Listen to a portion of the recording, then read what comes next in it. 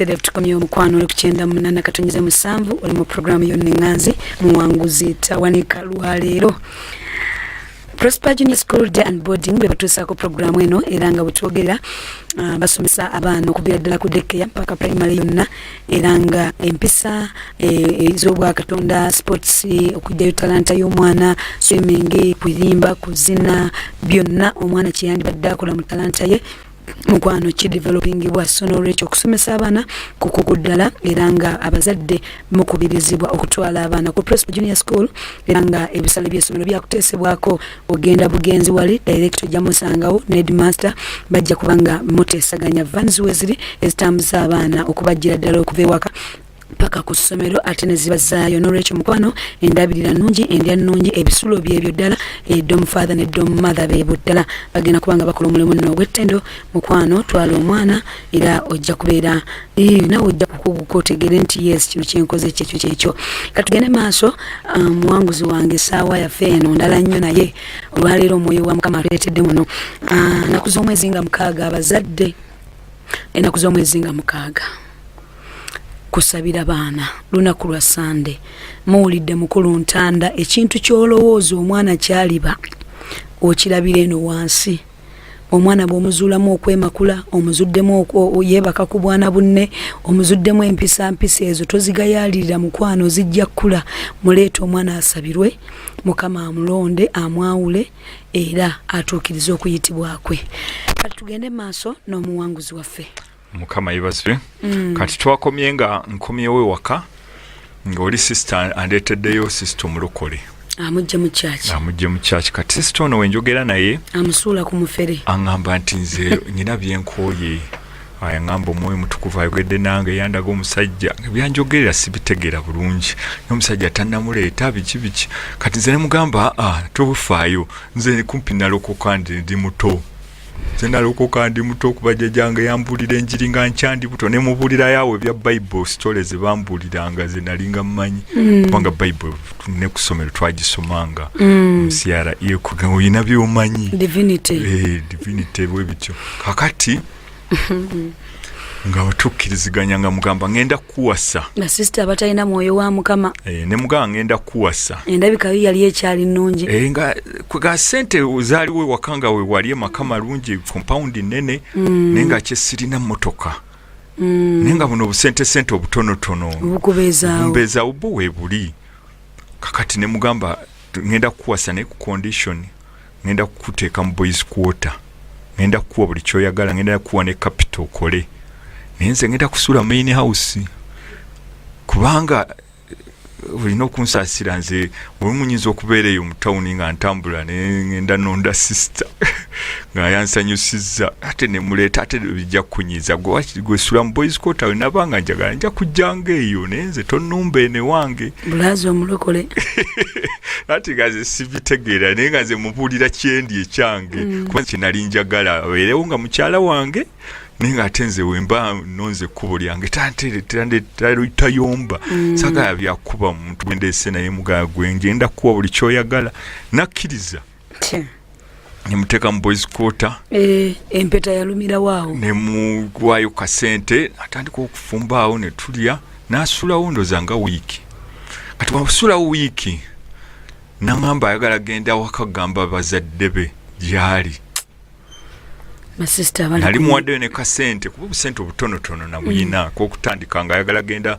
katebe ka business ke yali ayagala kugulanga tonkadde wali kati nga katono nnyo busente obwo nga weebuli miliyoni 2-3 nga weebuli obwo nsobola obufuna obwo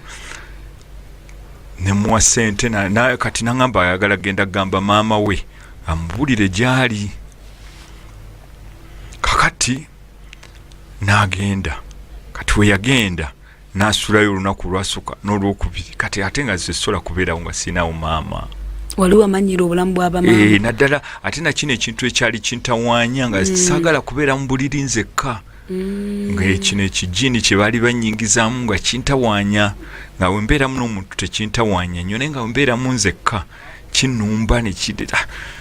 kati kyanumbanga ebiseera ebisinga olumu nga ndoota tuzadde nakyo ebyana bingi eyo mu nsi ey'omwoyo ati nga saagala kubeera nakyo nzekka kakati nenzijukira sister gwe nagamba ku church nti nkomawo nga wakiseno ne royo najiranga nbeezaawo wali wemanga ku church era nenfukamira mu bajjajjira nenzijayo sente 2,000 nenzikirira mu kanisa kakati wenakkirira era nabasanga mulanchawa nga basaba nenoonya naye nga sister oli sikyamulaba ne maaso ne gagwa ku mulala ne nga kantuula okuliraana n'ono yajja okunkolera sinaganoonya gwe siraba ne tutuula awo basomesanga enjiri nga nze mu bulira byange nze musajja yakoledde sente zange nsobola njagala mukyala wakuwasa biki nangamba oli mulokole mga nze nalokoka dda kumpi nalokoka ndi muto akati timukuwaayo wano nayinamu 2,000 eza Uganda nensituka omulaga nti nange empaayo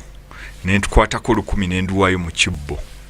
nenkomawo kati ate olwo baleeta obuzibu obusinga sister ne bakulaba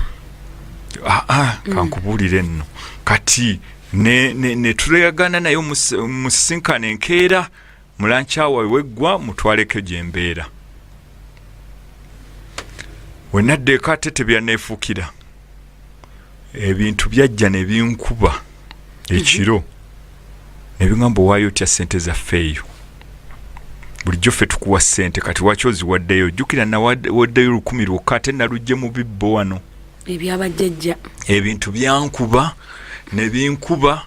ne binyiga byanyiga ekiro kyonna ku olwo siranga bulamu kugasinza nakikubulira experience eyo byanyiga ne binyiga ng'ebintu biringa 1000 ne binyiga mu maaso ne binyiga mu matu ne binyiga emimwa ne binyiga emikono ne binyiga buli wamu wonna ku bulamu nga n'ebiwoza ekintu nyo waki wawaddeyo sente zaffe bulijjo ffe tuzikuwa waki waziwaddeyo eyo byagenda okuntanga obudde butandise okutangala ngenda okulaba ekitangala mu byanteera ndaba ekitangala mu ddirisa nga obudde bugenda kukya nenfuluma nentulawo mu compound nengamba kati ngenda kukola ki nengamba ngende mu kanisa ngende mu basamize kati ate abasamize be nali nga eyesiga nga bali mu mbaasa eyo saidi y'Emalindi wali otambuddemu be nalaba nga basingako kuba n'amaanyi at least nga bo basobola okukolera ekintu n'olaba nga kyanjawulo ng'ate sente essaawa yezigenda eyo sizirinaawo kati ate netya nemanya wenaddamu okwebaka bigenda kumputawaanya kakati nenzijukira nawulirako nasooka kuddayo yennyini eyo mu kyaki eyo naye nasanga ndoza natuula nnyo olunaku olwo nasanga lankyawo ewedde naye nga ku luno nali sigenze kujukiza sistory nti namugambye okujjeeka nali ngenze bagamba ebintu binzita ebintu bizita mu ntaase byalyoka ne bikuba kakati nasanga balagaddewo lankyawo ewedde nenzijukira neŋŋamba wane wali mundeeba ntera okulirayo abaleekaana kakati kwe kugenda ewa pasita Serwaddawo ku Victoria mwatuyitanga baleekaana era ati ze nawuliranga baleekaana nga muba bali ku story ki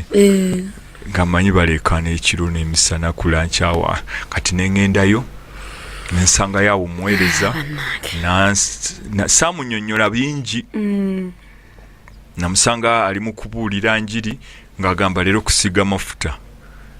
nange nengamba bagansiige ne bansiiga amafuta tonnayatula kakati bwe bansiiga saamunyega kintu kyonna naye ekyanneewuunyisa mu kusiiga amafuta we yakwatanga ku baggaala ndaba beenyoola bagwa ebigu nze we yankwatako yaŋŋamba owona mu linnya erya Yesu nga kati nno nawe mulimu okusosola ate nako birimu okusosola aki bali beenyodde ate nze aŋŋambye bugambi owona era nagenda sikkiriza nenzireka naye nga okutya kuli kukyalimu ekyakusuziza nga teweebase kakati abaana wali wabateeka wanga tobeera nabewa abaana abamu nga bali mu bisulo abali mu bisulo beera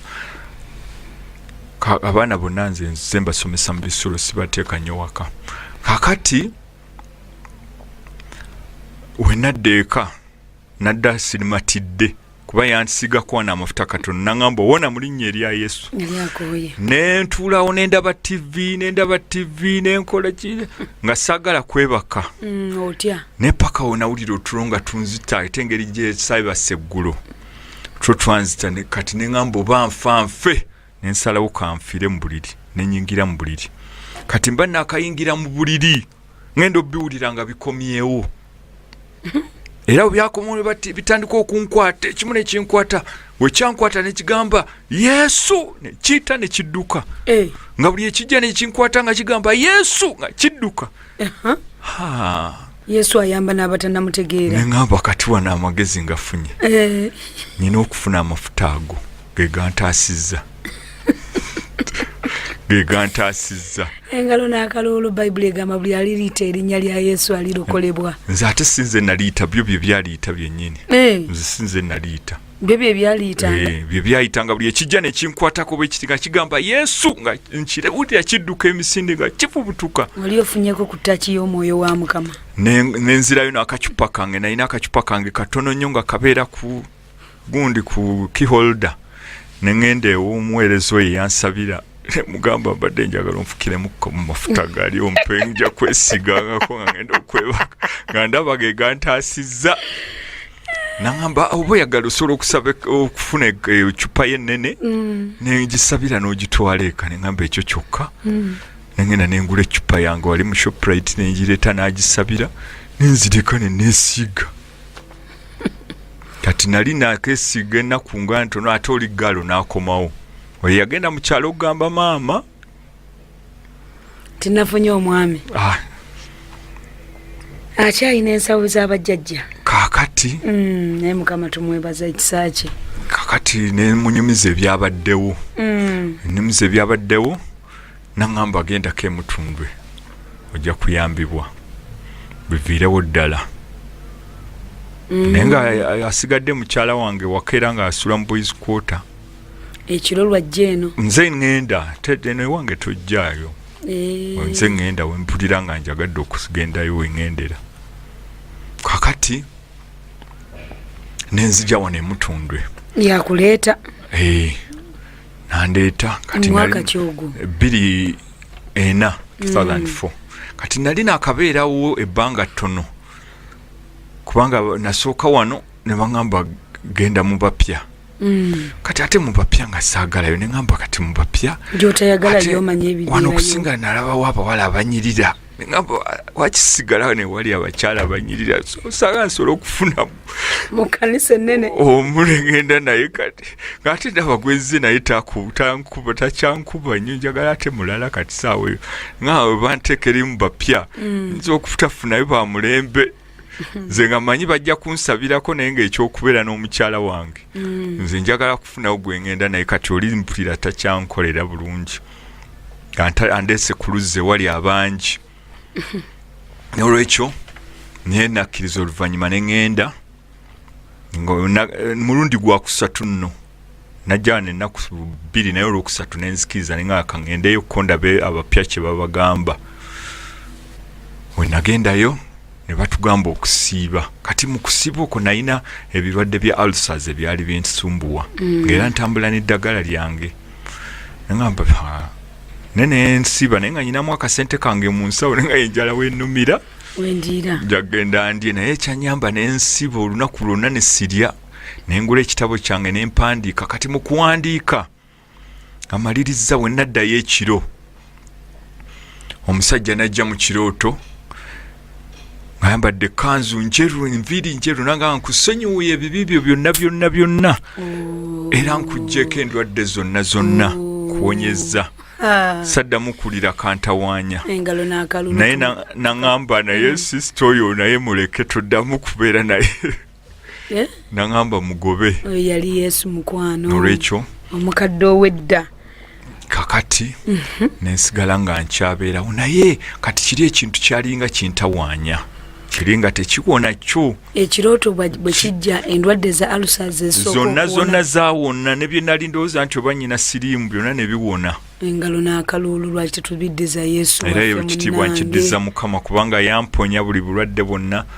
era nnyina n'obulwadde obwali bwantawaanyanga nabeerako mu winter winter eyo nenyingira mu magumba kati empewo nenyingira mu magumba kati ebiseera ebyo edda nalinga wabodde nga saagala nnyo okulaga abantu nti nze empewo enfuuwa tinga nyambala sleeveless kati empewo nenyingira mu magumba empewo yannyingira mu magumba nebufuukira ddala obulwadde nga sikyasobola kubeera wantu nga buli kaseera nnyina okwambala ekooti biki bikiwe bityo n'olwekyo nayo neegenda endwadde neegenda byonna nava emutundwe nga ndi mulamu bulungi naye nga kiri ekintu kyokka kyekisigadde ekyanyingira muno ejjiini eryanyingira kati ejjiini eryo obwenzi obwo kubanga Yesu tumulaba wano nasigala simanyi nti olina obusumulwamu nga mpulira mbwagala bwo agamba siri bagirawo ggwanga lumu obwo nali nkyabwagala nga saagala buvaamu naye nga babwogeddeko nga babwogera naye nga era bagamba kuba omuzimu gw'obwenzi nga sigukuba nga kati bwe nagukuba baggalo ne mbafiirwa kati nasigala naati akaguguko ng'okyakeetaaga era ebiseera ebyo nembeera wano Yesu atwagala naye ng'ekintu ekyo kintawaanya kati ate nali ssente zimpeddeko kati ate nga Mukama ŋŋaanyi okukola ddiiru bino ebya passport byonna tanzikiriza buli ddiiru gyengezaako okubanga akwatako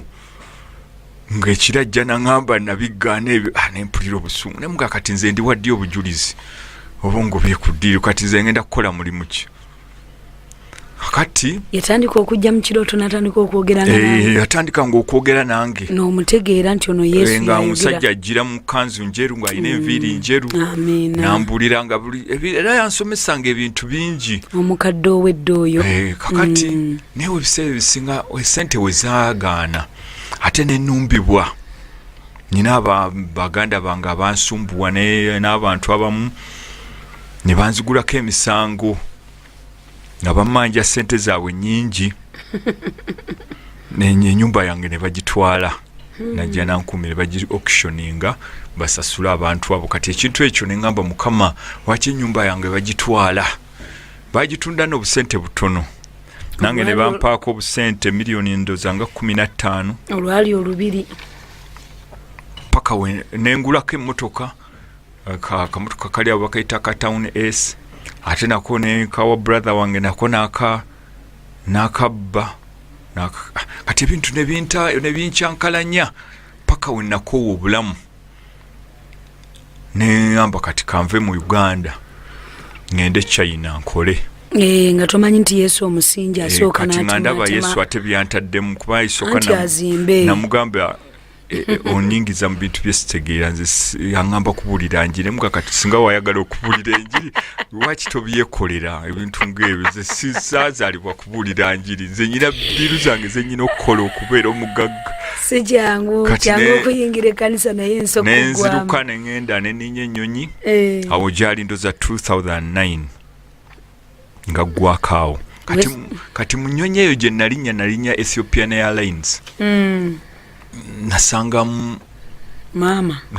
Pastor Tom ne Pastor Chiwewe sinoza bali bagenda gundi Israeli kati netulinya nabo netugwa ku kisaawe Addis Ababa kati wetukutuka Addis Ababa tuba tuli mu bus kuba wano saamusemberera nnyo mu nnyonyi nali nsemberedde nnyo Pastor Chiwewe nenga ate yanyumya kuba ye musajja munyumya ate nga ye Pastor Tom ye musirisa atudde wali bali kati wetutuuka mu bus ene tujja mu nnyonyi okutuuka ku gundi ku zili lounge sa airport nentuula ku ntebe mu ne Pastor Tom nanga akoze ogenda wa nangamba ndabanga weggwadduka kubanga already yali yandabako wano yandabako muyenge yewe waliwo emikolo gyawe gyali gya Musumba Kasirye we twagendayo nandaba kati nga mmanyidde okubeera andabako wano nayogera nange ne nangamba olabika odduka ku Mukama ne Mukama tojja kusola muddukako ne mga Musumba nze ngenda kusuubula we nafuna sente enkome nangamba Mukama teyagamba kubuulira njiri anenga katono no byanzirako birala Mukama mbuulira enjiri nga sifuna sente nda kakati n'olwekyo ebigambo ebyo byaŋŋamba ne ŋŋenda kakati we ŋŋenda eyo ne China ne ŋŋenda mu kibuga abakita Guangzhou nembeerayo okwewunduza wiiki ng'emu ne nfuna omulimu kibuga ekirala kita Dongguan Ndongwani ate eyo bampeera ennyumba, tubampa ennyumba nga bampa ebyokulya, nyumba nnene, apartment nnene. Yesu ogenze omutegeddeko. Mutegeddeko naye nga sikyalina nnyo budde bumusaba, nsabayo katono nga nkola emirimu gyange. Kakati ebiseera ebyo nalina ebyokulya bingi mu fridge, mubaamu ebintu bingi. Nyumba ya esi buli kimu kyonna, buli kimu kaga walungi, ng'obulamu ate ntuuse mu bulala. Kakati ndimu nali nninya kalina gye naliko yali mpanvu nozeri, kalina nga 22 apartment ze naliko. Kati nga olumu ntera okukola exercise nga nyambuka eyo waggulu ku madaala, nga sikozesa lift, nkozesa madaala okwambuka. Kati gye nsangira akaana ka neighbor awo nga kakola ki, nga ko kaŋŋamba ne kaŋŋamba anko tugende ffenna.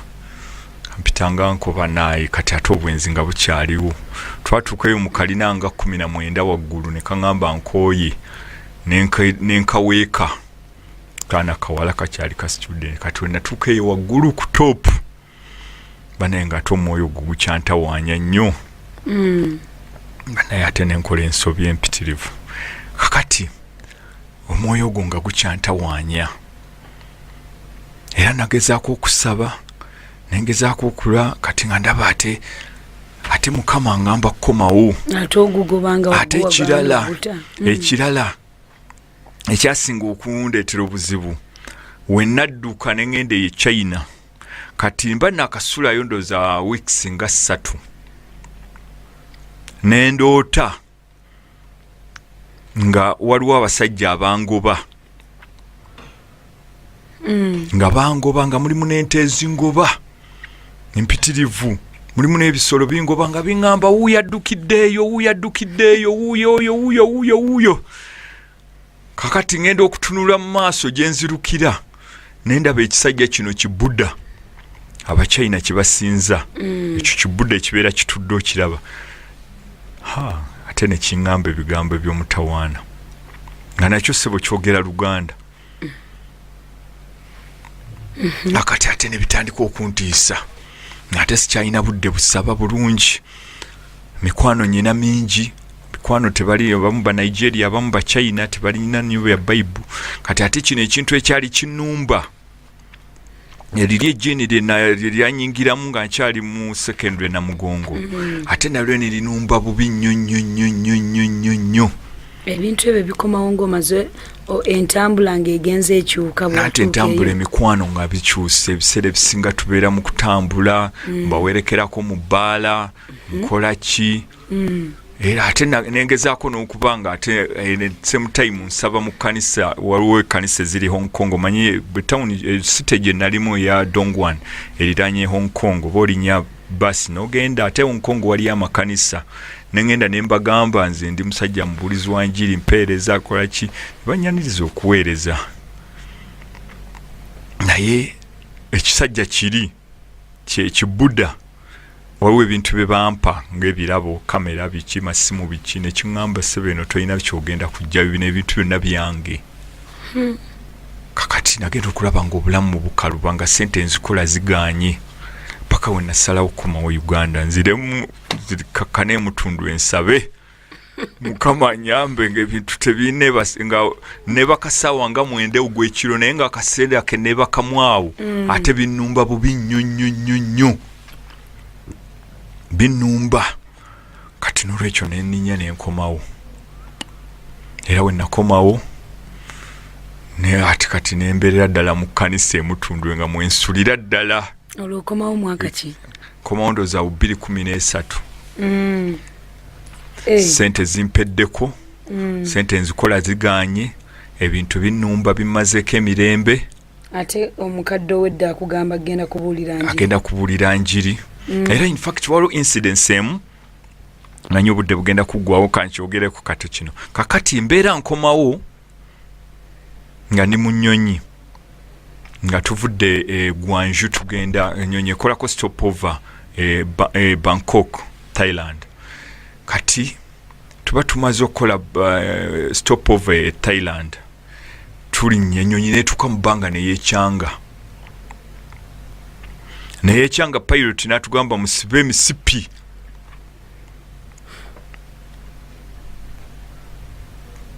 nolowooza otya nempulira eddoboozi nga liŋŋamba nti wali onneepankirako kankulage nti nze katondawo. Abantu batandika okukaaba, ennyonyi yatuuka ewantu neyeekyanga abantu bonna ne balabira ddala nga tugenda kufa. Era nze nagamba bwayi Katonda oba onzitanzita ng'omanyi obuzibu buva ku ggwe nga oba onzitanzita ze sida kye. Abantu ne bakaaba ne bayita Bikira Mariya ne bayita Allah ne bayita Yesu nga naye nze nsirisa amataala mu nnyonyi gonna ne bagajjako. Ne ngamba oba onzitanzita kubanga in fact yaŋŋamba n'okudda yaŋŋamba naye ng'ebizibu bimpitiriddeko n'akatego bakukutte era ennyonyi nagirinnya saagala ne olw'ebizibu kati andagako amaanyi ge era awo ssaawa eyo n'akola nange endagaano naŋŋamba w'onoova mu bulokole ngenda kukwettira nze kennyini obiwulira era toddamu okukola effujjo lyonna w'onookola effujjo ngenda kukwettira nze. Omukadde ow'eddoboozi oliwulira neŋŋamba kati bino kati nentandika omugane Mukama waki nze oŋŋamba okulwanira entalo zewatandika ne sitaani gwe wakyokooza sitaani gwe wamwetondera ate kati nze oyagala nkulwanira entalo zo gampulira obusungu bunnuma. Gatukomewo mu ddakiika ntono. MCF Radio emmere y'omwoyo gwo.